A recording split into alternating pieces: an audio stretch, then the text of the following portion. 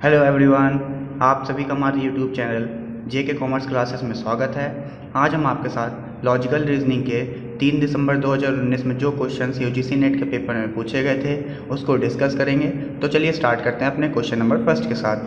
According to traditional square of opposition, if two preposition are so related that they can't both be false although may both be true is. Traditional square of opposition के अनुसार ऐसी कौन सी preposition है जो कि दोनों झूठ नहीं हो सकती है, हालांकि दोनों सच हो सकती है। Option number first subaltern, option number 2 sub contraries, option number 3 contradictory या फिर option number 4 contrary. I hope guess कि आप सभी ने जो इसका करेक्ट आंसर है वो सेलेक्ट कर लिया होगा। इसका जो करेक्ट आंसर होगा वो होगा option number B, that means sub contrary. Sub contrary का जो हमारा रूल होता है उसके अंदर दो स्टेटमेंट एक साथ गलत नहीं हो सकती, बट दोनों स्टेटमेंट एक साथ सही हो सकती हैं। तो आइए हम लोग ट्रेडिशनल स्क्वायर ऑफ अपोजिशन के कुछ स्पेसिफिक टर्म्स होते हैं और उसके कुछ रूल्स होते हैं, उसको डिस्कस कर लेते हैं। स्क्वायर ऑफ अपोजिशन में हमारे पहले स्टेटमेंट होती है वो होती है कॉन्ट्रेरी। जो हमारी कॉन्ट्रेरी स्टेटमेंट होती है वो ए और ई के बीच रिलेशनशिप इस्टेब्लिश करती है, और इसका जो रूल होता है वो होता है कि दो स्टेटमेंट एक साथ सही नहीं हो सकती है, बट दो स्टेटमेंट एक साथ गलत हो सकती है। Two statements are contrary when they both can't be true but both can be false. एक हमारी होती है सब कॉन्ट्रेरी स्टेटमेंट। जो सब कॉन्ट्रेरी स्टेटमेंट होती है वो आई और ओ के बीच रिलेशनशिप इस्टेब्लिश करती है, और इसका जो रूल होता है उसके अंदर दो स्टेटमेंट एक साथ सही तो हो सकती है बट एक साथ गलत नहीं हो सकती है। Two statement are sub contrary when they can both be true but they can't both be false. एक हमारी कॉन्ट्राडिक्टरी स्टेटमेंट होती है। जो हमारी कॉन्ट्राडिक्टरी स्टेटमेंट होती है वो ए और ओ के बीच रिलेशनशिप इस्टेब्लिश करती है, या फिर सम और नो के बीच रिलेशनशिप इस्टेब्लिश करती है। और इसका जो रूल होता है वो होता है कि अगर एक स्टेटमेंट हमारी सही है तो दूसरी स्टेटमेंट गलत होगी, और अगर एक स्टेटमेंट गलत है तो दूसरी स्टेटमेंट हमारी सही होगी ही होगी। तो आई होप आपको क्वेश्चन नंबर फर्स्ट क्लियर हुआ होगा। तो चलिए अपने नेक्स्ट क्वेश्चन की तरफ चलते हैं। Question number 2, given below are two premises with 4 conclusions drawn from them, which of the following is valid conclusion drawn from the premises। नीचे दिए गए दो प्रेमाइसेस से 4 निष्कर्ष निकाले गए हैं। निम्नलिखित में से कौन से प्रेमाइसेस से निकाला गया निष्कर्ष वैध होगा। गैस ये क्वेश्चन हमारा वेन डायग्राम का क्वेश्चन है, और आपको प्रेमाइसेस के बेसिस पे अपना वेन डायग्राम क्रिएट करके इन चारों कंक्लूजन को चेक करना है कि ये कंक्लूजन सही दिए हैं या नहीं दिए हैं। तो आइए हम लोग अपना वेन डायग्राम क्रिएट करते हैं प्रेमाइसेस के बेसिस पे। पहली प्रेमाइसेस में बोला है ऑल डायरीज आर कॉपीज, तो ऑल डायरीज आर कॉपी, ये हमारा बन गया पहली प्रेमाइसेस का वेन डायग्राम। दूसरी प्रेमाइसेस का वेन डायग्राम में बोला है कि नो कॉपी इज बुक, कोई भी कॉपी हमारी बुक नहीं है। तो ये हमारा वेन डायग्राम बन गया, और इसके बेसिस पे हमको चारों कंक्लूजन को चेक करना है कि ये सही है या नहीं। पहले कंक्लूजन में बोला है सम डायरीज आर बुक, कुछ डायरीज हमारी बुक है। इसको हम लोग अपने वेन डायग्राम में चेक करेंगे क्या सही में कुछ डायरीज बुक हैं या नहीं। हमारी डायरी यहाँ पे है, बुक यहाँ पे है, किसी भी तरह का कोई रिलेशन नहीं है, तो हमारा पहला कंक्लूजन गलत हो जाएगा। दूसरे कंक्लूजन में बोला है सम बुक्स आर कॉपीज, कुछ बुक्स हमारी कॉपी हैं। कॉपी हमारा यहाँ पे है, बुक हमारा यहाँ पे है, किसी तरह का कोई रिलेशन नहीं है, जो तो हमारा दूसरा स्टेटमेंट भी गलत हो जाएगा। तीसरे कंक्लूजन बोला नो बुक इज कॉपी, कोई भी बुक कॉपी नहीं है। कॉपी हमारा यहाँ पे है, बुक हमारा यहाँ पे है, तो किसी तरह का कोई रिलेशन नहीं, तो कंक्लूजन बिल्कुल सही है। चौथे कंक्लूजन बोला है नो डायरी इज बुक, कोई भी डायरी बुक नहीं है। डायरी हमारा यहाँ पे है, बुक हमारा यहाँ पे है, तो किसी तरह का कोई रिलेशन नहीं है, तो चौथा स्टेटमेंट भी हमारा या कंक्लूजन हमारा सही होगा। तो इस बेसिस पे हमारा जो करेक्ट आंसर होगा वो होगा तीसरा और चौथा, दैट मीन्स सी और डी हमारा करेक्ट ऑप्शन बनेगा। तो आइए अपने नेक्स्ट क्वेश्चन की तरफ चलते हैं। Question number 3, an informed fallacy in which the conclusion of an argument is stated or assumed in any one of the premises is known as।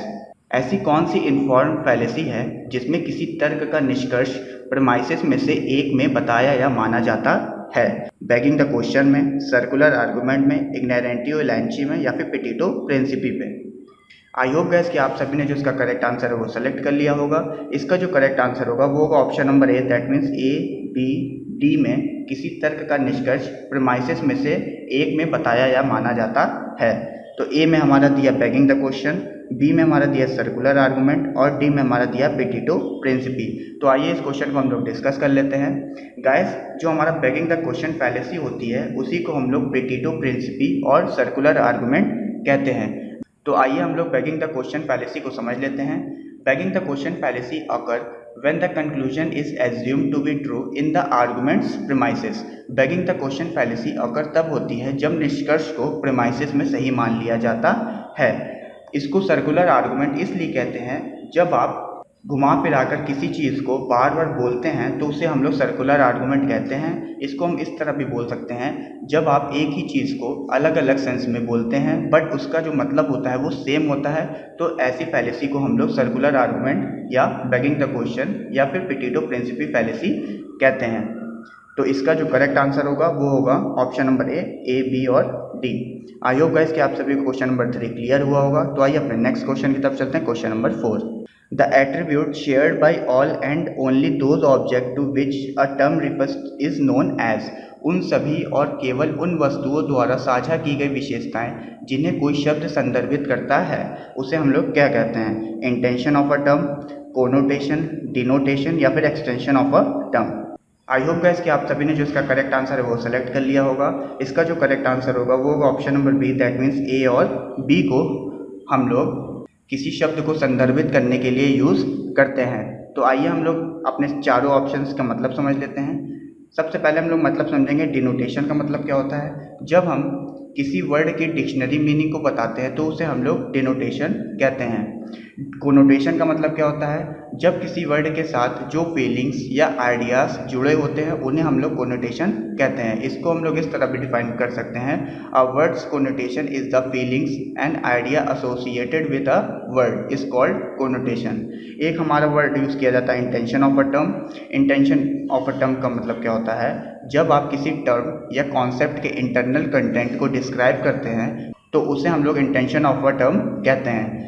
एक हमारा होता है extension of a term. Extension of a term indicate it range of applicability by naming the particular object that it denotes.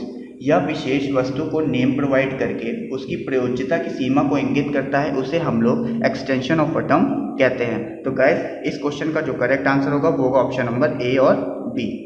तो आइए अपने next question की तरफ चलते हैं। Question number 5, which of the following is not correct with reference to anumana according to classical Indian school of logic. Classical Indian school of logic के अनुसार अनुमाना के कौन से स्टेटमेंट सही नहीं है? Option number first, linga is the middle term. Option number 2, paksha is the minor term. Option number 3, sadhya is the major term. या फिर ऑप्शन नंबर 4, हेतु is the minor term. I hope guys कि आप सभी ने जो इसका करेक्ट आंसर है वो सेलेक्ट कर लिया होगा। इसका जो करेक्ट आंसर होगा वो होगा option number D, that means हेतु इज द माइनर टर्म। तो आइए इस क्वेश्चन को हम लोग डिस्कस कर लेते हैं।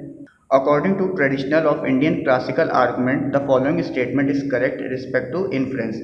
ट्रेडिशनल इंडियन क्लासिकल आर्गूमेंट के हिसाब से इन्फ्रेंस की जो सही स्टेटमेंट होगी वो होगी, लिंगा इज द मिडिल टर्म। लिंगा को हम लोग मिडिल टर्म कहते हैं।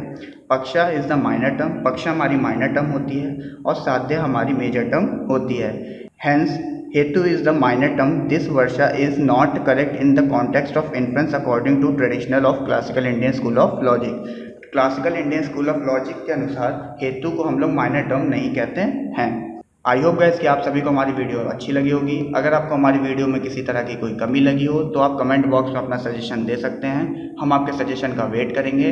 और गाइस अगर आपको हमारी वीडियो इन्फॉर्मेटिव लगी हो तो हमारी वीडियो को लाइक करिए, शेयर करिए, कमेंट करिए और साथ ही साथ हमारे चैनल जेके कॉमर्स क्लासेस को सब्सक्राइब करिए और उसके बगल में जो बेल आइकन है उसको भी प्रेस करिए ताकि हमारे द्वारा बनाई गई वीडियो की नोटिफिकेशन आपके पास सबसे पहले पहुँचे। तो thank you so much guys.